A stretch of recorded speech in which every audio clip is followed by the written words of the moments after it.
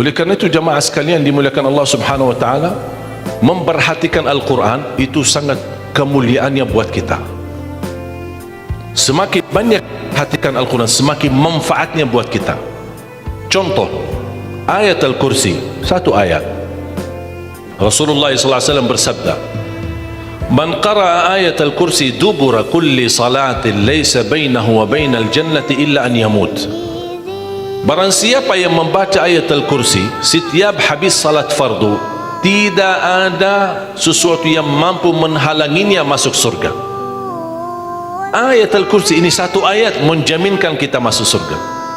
Kalau satu ayat menjaminkan kita masuk surga, gimana suratul Baqarah seluruhnya? Gimana lagi 30 juz Al-Quran? Kata Siti Aisyah radhiyallahu anha, jumlah tingkatan dalam surga Allah sesuai jumlah ayat Al-Quran. Oleh karena itu tidak ada yang lebih tinggi di dalam surga Allah daripada Ahlul Quran. Karena nanti Ahlul Quran ketika masuk surga, Allah suruh baca dan naik. Baca sebagaimana kamu baca di dunia, dan naik posisimu dan darjatmu di dalam surga. Baca naik terus, baca naik sampai bersama Nabi Muhammad di darjat yang tertinggi di dalam surga Allah. Ini semua berkat Al-Quran. Belum lagi syafaat Al-Quran, belum lagi anak penghafal Al-Quran menghadiahkan 2 mahkota untuk kedua orang tuanya, belum lagi setiap satu huruf dapat 10 kebaikan, belum lagi Al-Quran akan menemani kita saat sakratul maut, belum lagi Al-Quran akan temani kita saat menghadapi mungkar nakir di dalam kubur, belum lagi saat dibangkitkan oleh Allah akan bersama Al-Quran sama kita, belum lagi saat dihisab Al-Quran akan menemani kita, belum lagi saat kita berjalan di atas sirat Al-Quran masih berkenan menemani kita sampai ke pintu surga.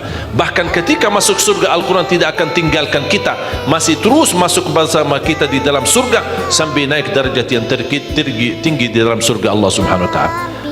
Kewajiban kita cuma satu, coba berapa panjang balasan Al-Quran sampai ke surga, tapi diminta cuma satu, berkenan menjadikan Al-Quran teman kita di dunia. Temanilah Al-Quran, akan Al-Quran berkenan temani kita sepanjang hayat, bahkan sepanjang perjalanan kita menuju surga. Itu kemuliaan Al-Quran. Cukup ada seorang ulama dari At-Tabi'in bernama Abdullah As-Sulami, Abu Abdurrahman Abdullah As-Sulami, Abdullah bin Habib As-Sulami. Ditanya, beliau 70 tahun mengajar Al-Quran.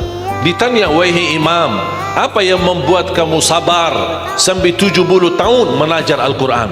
Kata beliau, yang membuat aku sabar dan minat menjaga keistiqomahan, bersabda Rasulullah sallallahu alaihi wasallam, khairukum man ta'allama al-Qur'ana wa 'allamah, sebaik-baik manusia yang mempelajari Al-Quran dan mengajarnya. Itulah ingin saya menjadi orang yang baik bagi manusia, sebagaimana bersabda Rasul, itulah yang membuat saya sabar dalam mempelajari dan mengajar Al-Quran. Siapa yang tidak mau jadi manusia yang terbaik menurut Rasulullah sallallahu alaihi wasallam? Itulah bersama Al-Quran. Mohon maaf, siapa Ali Jabir? Hamba yang biasa, banyak kekurangannya, yang Allah anugerahkan kemuliaan bukan karena siapa-siapa, tapi karena Al-Quran. Dihormati, didepankan, dan semua orang penghafal Al-Quran berapapun usianya dihormati, didepankan, dimuliakan. Semua berkeinginan bisa bersalaman.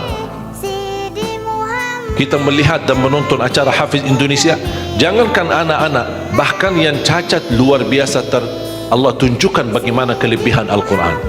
Yang buta bisa hafal Al-Quran, yang lumpuh badannya dan jasadnya seperti Alana yang tidak bisa jalan hafal Al-Quran. Naja yang luar biasa dahsyat, otaknya terganggu tapi bisa hafal Al-Quran. Dia tidak bisa baca, kasih Al-Quran suruh baca, dia tidak bisa baca. Tapi ditanya tes hafalannya, hafal. Berapa ayatnya? Hafal. Nomor berapa? Hafal. Kanan kiri hafal, atas bawah hafal. Allah menunjukkan kepada kita,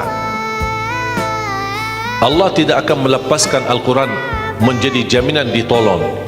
Inna nahnu nazzalna dzikra wa inna lahu lahafizun. Kami telah menurunkan Al-Quran dan kami akan menjaganya. Di antara terjaga Al-Quran secara fisik, terjaga Al-Quran secara tulisan, terjaga Al-Quran secara suara, dan terjaga ahlul Quran, para penghafal Al-Quran. Oleh kerana itu jamaah sekalian, selalu saya mendorong masyarakat, kalau kaum muslimin muslimat di Indonesia merasa dirinya gagal menjadi penghafal Al-Quran, jangan putus asa, tetap masih anda bisa menjadi ahlul Quran. Ayo kita lipatkan diri kita melalui yang jadi saham atau saksi baik bagi kita di hadapan Allah, melalui infak kita, sedekah kita, zakat kita, wakaf kita, apa saja, supaya kita datang di hadapan Allah. Ya Allah, mohon maaf, saya belum bisa hafal Al-Quran, tapi hartaku menjadi saksi untuk membantu dan menolong Al-Quran dan binaan Al-Quran. Insya Allah termasuk ahlul Quran dan mendapatkan syafaatnya Al-Quran di hari kiamat, dan amalan itu menjadi sedekah jariah yang menalirkan pahalanya sampai hari kiamat. Semua harus bisa berjuang. Tidak boleh ada orang berkata saya tidak bisa hafal. Insya Allah anakmu bisa hafal. Kalau anakmu belum bisa hafal, insya Allah cucumu bisa hafal. Kalau itu pun tidak berhasil, insya Allah saham walaupun sedikit seikhlasnya bisa menjadi saksi baik. Infaknya, sedekahnya, ikhlasnya, zakatnya, wakafnya, semua bisa menjadi saksi baik. Karena kita mendapatkan sebuah kemuliaan Al-Quran. Al-Quran kitab suci yang tidak ada keraguan di dalamnya. Sayang sekali kita bisa kehabisan berhari-hari tidak baca Al-Quran. Saya harap insya Allah mulai hari ini kita komitmen untuk khatam Al-Quran. Siap? Masih menunggu cara mudah untuk khatam? Saya kasih cara mudah. Ini kan Quran seperti Quran Madinah, ya, modelnya seperti ini halamannya. Sekarang sudah banyak di Indonesia seperti Quran Syamil atau Quran ini sudah mulai seperti ini, Quran Madinah, ya. Maksudnya model cetakannya dicetak seperti ini, mulai dari ayat, kalau di akhir halaman ditutupi dengan ayat. Dulu Quran lama, setiap halaman kita buka kadang-kadang ada separuh ayat di halaman kanan, sisanya di halaman kiri. Sekarang Quran Madinah tidak boleh begitu. Termasuk sudah mulai di Indonesia yang sudah disahkan oleh Kementerian Agama, disesuaikan seperti Quran Madinah. Jadi halamannya atas mulai dari ayat, kalau di akhir halaman ditutupi ayat, tidak disambungkan ke halaman berikutnya, supaya teratur. Di antara mereka susun setiap satu juz 20 halaman, dihitung seperti itu supaya rapi. Apa tujuan? Sebenarnya saya mengambil kesimpulan dari hikmah itu. Kenapa setiap juz 20 halaman? Ternyata saya bisa bentuk cara mudah mengkhatam Al-Quran. Setiap waktu salat baca 4 halaman, 4 kali 5 waktu 20, sudah khatam 1 juz. Jadi kalau khatam tidak harus sekaligus. Jangan habis ceramah anda posisi iman yang mulai naik, semangatnya luar biasa, pulang ke rumah baca Al-Quran 1 juz, besoknya masih semangat baca 2 juz, 3 juz dan seterusnya. Begitu menurun semangat, tidak baca 1 tahun. Tidak boleh terlalu semangat, tetap semangat tapi diatur semangatnya. Standar 1 juz, tidak usah berlebih-lebihan. Jaga 1 juz, sedikit demi sedikit, istiqamah lebih baik daripada banyak tapi terputus. Dan itu bersabda Rasulullah SAW, khairul amali adwamahu wa inqal, sebaik-baik amal sedikit tetapi istiqamah daripada banyak tapi terputus.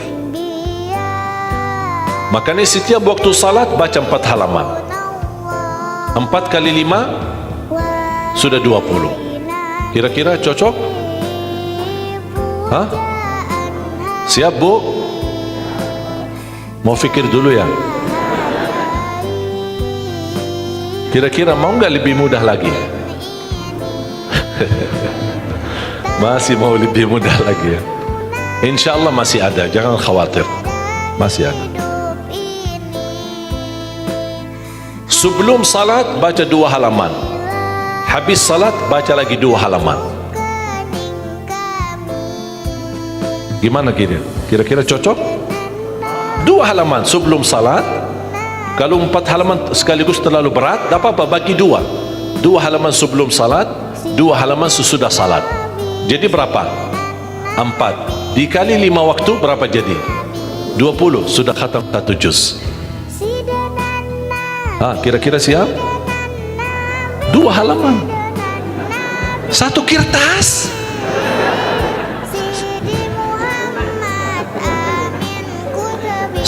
Satu lembar ya. 1 kertas. 1. Cuma bola balik. Masa keberatan? Cuma 1. Begitu sebelum salat baca 1 kertas, 1 lembar.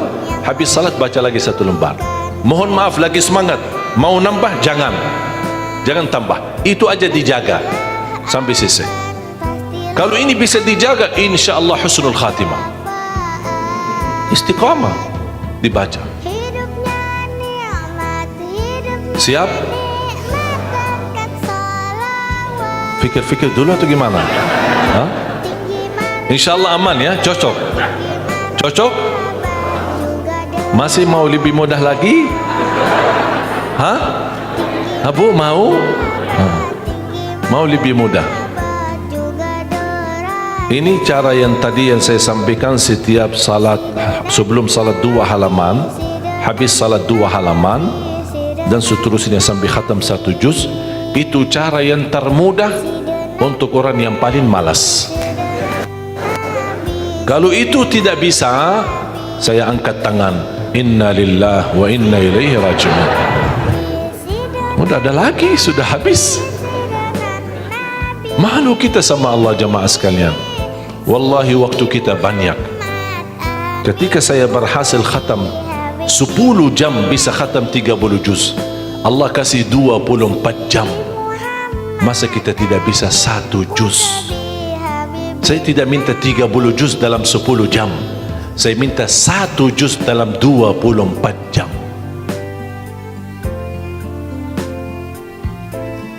Dan saya nasihati, kalau ketika anda baca, jangan suka lihat halaman belakang. Itu yang membuat banyak berat. Misal baca Al-Baqarah, sambil dia baca A'udzubillahi minasyaitonir rajim, Bismillahirrahmanirrahim, Alif Lam Mim, Dzalikal kitabu la raiba fihi, hudan lil muttaqin, alladzina yu'minun. Banyak. Sadaqallahul azim. Tidak jadi lanjut karena dia fikirannya sudah berubah. Dia tidak melanjutkan apa yang dia baca, tapi dia sudah membuka jumlah halaman begitu terlalu banyak. Aduh ya Allah, bukan saya tidak mau, masalah tidak ada waktu. Alasannya tidak ada waktu. Padahal kalau dia lanjut, ada kesibukan, tidak apa-apa, berhenti. Berhasil 2 halaman, berhenti. Ada urusan, aktivitas, ada tamu di rumah, tidak apa-apa, layani sebentar, habis pulang, lanjut lagi. Walaupun 1 halaman, walaupun separuh halaman, tidak apa-apa. Tunjukkan yang terbaik, walaupun itulah kemampuanmu. Tunjukkan, ya Allah mohon maaf, kemampuan saya cuma separuh halaman, tidak apa-apa. Allah senang apapun yang kita kasih. Allah senang asal istiqamah. Allah suka. Allah tidak minta yang banyak, Allah minta yang terbaik.